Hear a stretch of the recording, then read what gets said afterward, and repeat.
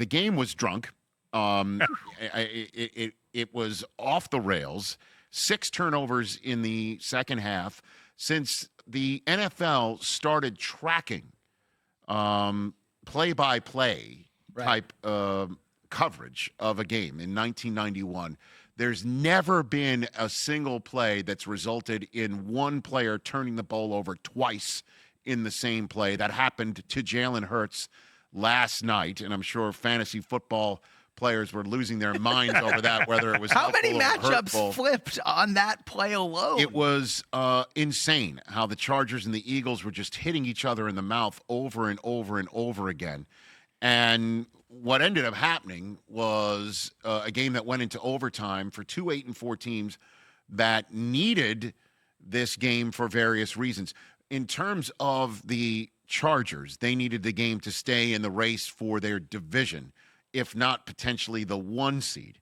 The Eagles needed to stay in this race for the 1 seed by getting that win last night. The division is still theirs over the Cowboys by 1.5 games.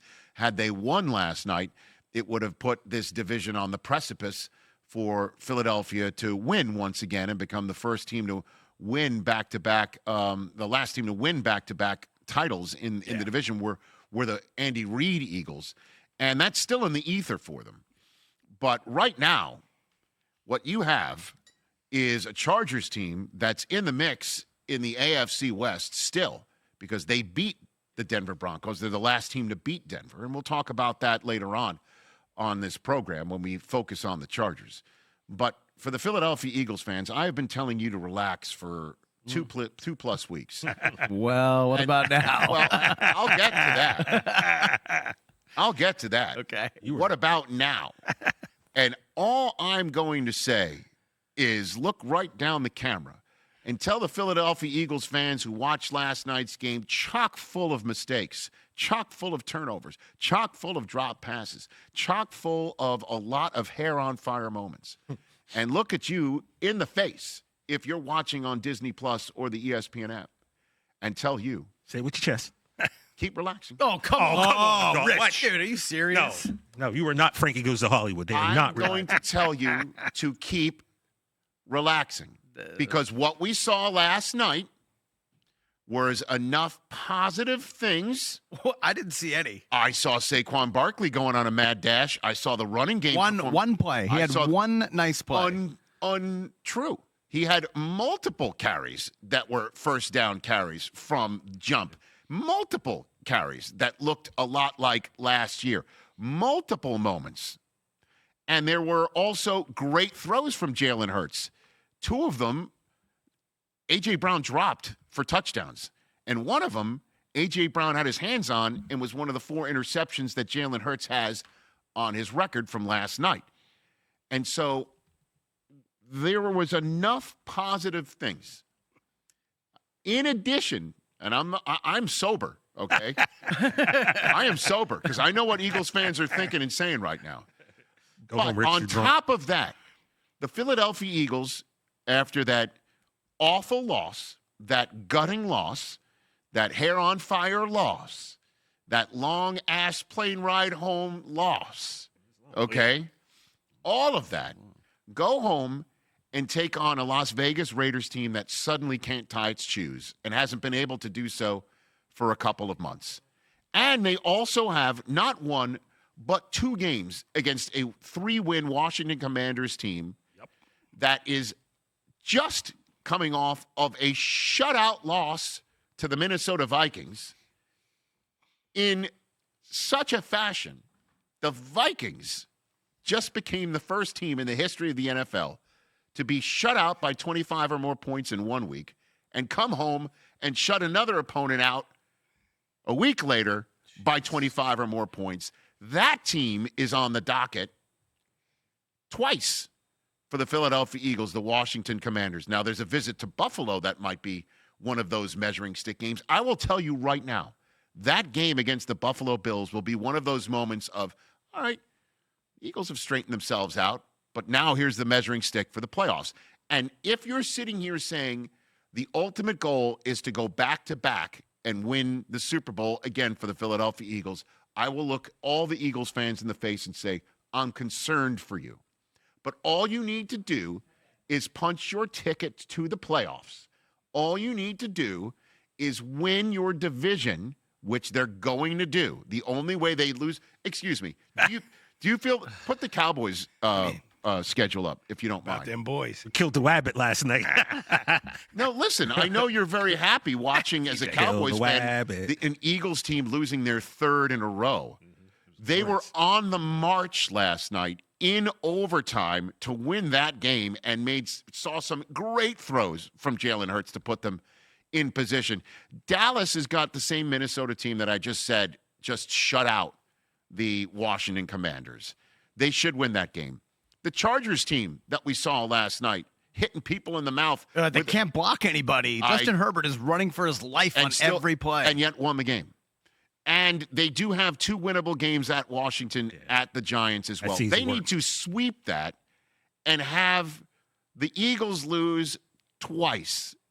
The Eagles will have to lose once to the Washington Commanders and then maybe against the Buffalo Bills. That is the way that the Philadelphia Eagles lose this division. Is it possible? Yes. Is it going to happen? It is unlikely. It is unlikely. So what the Eagles need to do is play just well enough, get this division in their hands, and go home and get ready for a home playoff game. If you put up the NFC standings through 14 weeks, they're going to have their hands full. The Bears might be coming back into their house again. They're currently the 7th seed. The Lions, if the Lions make this playoff race, the Lions might be the team to come in. The 49ers might be the team to come in if you take a look at the NFC standings through 14 weeks. These are the teams they might have to face because they're not going to be any lower than the 3 seed. They're not going to fall to the 4 seed. The 4 seed is going to be your NFC South champions. So this is the reality of it. It looked bad a lot last night, but it also looked good. That 3rd and 15 throw in overtime after they're called for holding, Jalen Hurts hits his back foot. That was a dot to Devontae Smith. He also made some terrific throws in the 4th quarter leading to these moments. But we're all focused on the negative because it's the Philadelphia Eagles, and I understand they do not look like a Super Bowl contender right now. Are they going to lose the division? No. Are they going to make the playoffs and host a home playoff game? Yes. Are they going to have their hands full in that game? 100%. Could they be one and done? For sure. Nick Sirianni had this to say after the game about turning things around. We'll drag ourselves through the mud on the plane ride home, look forward to watching the tape, see what we need to fix. And then you don't have a lot of time to feel sorry for yourself. You got to have that same confidence, that same joy that you come in every single day. And I'm looking forward to getting back to work. I understand you guys are looking at me with skepticism. The 2023 Eagles were 10-1. I understand. Okay? Yes. And then lost 5 out of 6 to end the year. Right. And got absolutely boat raced in the playoffs to the Bucks. What's the difference between that team and what we're watching right now with the way Philadelphia is playing? They're not going to lose 5 of their last 6. They've already they've lost 3 in a row. What do you mean? They've lost 3 in a row. They could lose 7 in a row to end the season. Okay. If they do, then they won't make the playoffs. And then everything that I've just said, I would be shocked if they. What you think they're going to lose to the Raiders? You really think they're going to go home to Philadelphia? I don't, but I don't think it's going to be a resounding win. It's going to be ugly. Right. So now it doesn't matter. They're 9-5.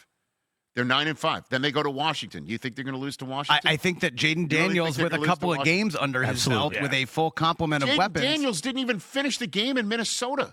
He came out of the game and he's throwing his helmet around, wondering why am I playing right now? And more and more, there's going to be. And Zach Ertz is gone for the season. Oh, yeah. That team is just going to be a shadow of itself, and it's going to really test Dan Quinn's ability to get everyone to say, "Don't listen to that U-Haul backing up. The season's over.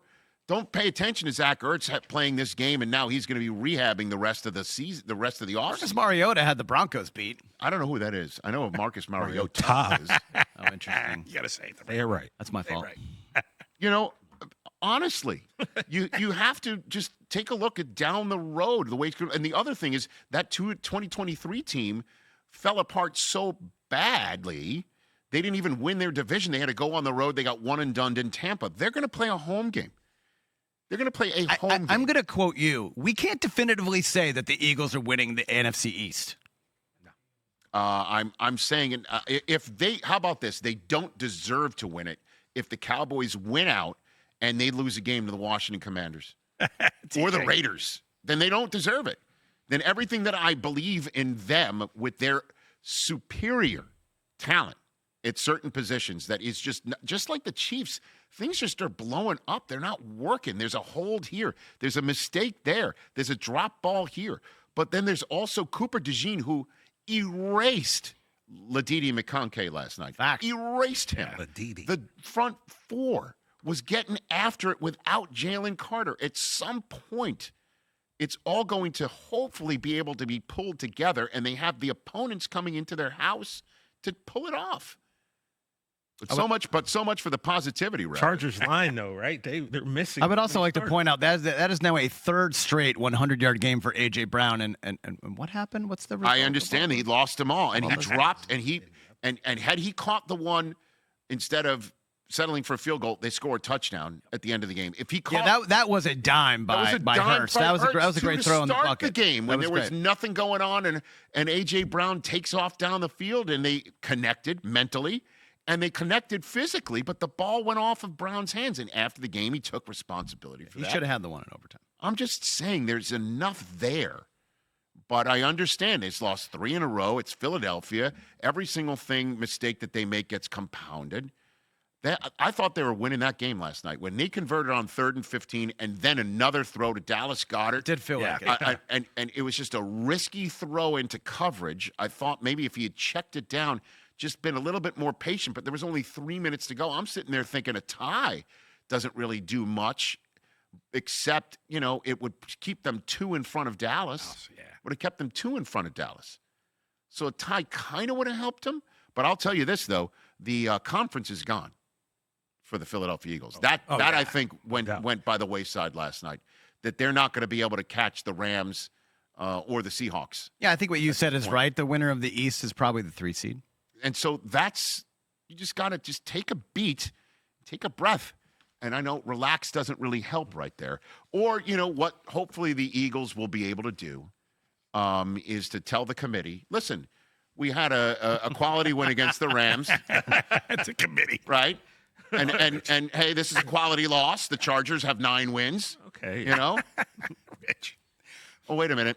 My bad. Yeah, this is the version of football where the records matter. I still like the and NFL it's a schedule that's put together by a home office that runs the sport. Well, NFL committee and uniformly makes it a professional. Yeah. Defending champ gets an automatic bid. Yeah, one of the things I like is that what it is? Yeah, defending champ. I like most about you is your optimism, right? And the thing is, thank you, TJ. Philly fans, and I'm staring at one right now off camera. They don't believe a word you just said. Yeah, that is true. That is true. They don't believe it. Well, I'll tell you, Nick. The roof is on fire. It helped last night. It helped last night to be, as I mentioned, at a home game on the road.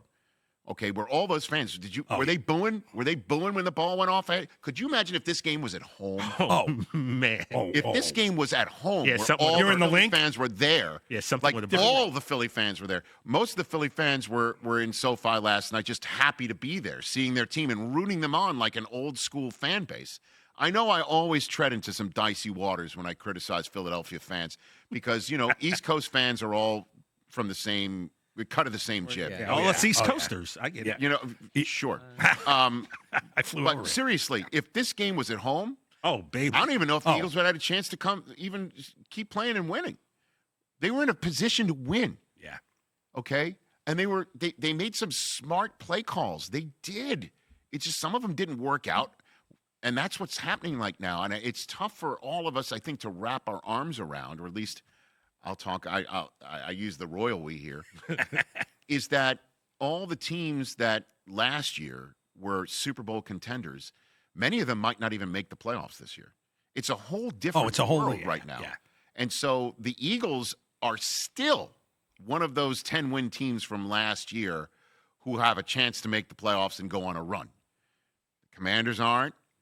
The You take a look at the Ravens. They're 6-7. The Chiefs are 6-7. Yep. You take a look right now also at the Lions. They're on the outside looking in. The 14-win Vikings are history. The 12-win Commanders are history. So it's a completely – normally when it's a different type of playoff community from year to year, it doesn't change from cream of the crop one year to the outhouse the next for those. It's normally a mix and a match of some teams that barely made it the year before that's out and another team that's on the rise this year. It's just difficult to wrap your arms around. But the Eagles, out of everybody that I just mentioned, of the final 8 from last year, Commanders, Lions, right? Vikings were going in, but the Vikings were in the final 8. Ravens, okay? Like Chiefs. The Eagles are in first place. They're the closest to the finish line. 1.5 games in front of another team that has to finish perfect in order to win it. Hey, you made it all the way to the end. Thanks for that. Check us out every single day streaming live on Disney Plus and the ESPN app 12 to 3 Eastern.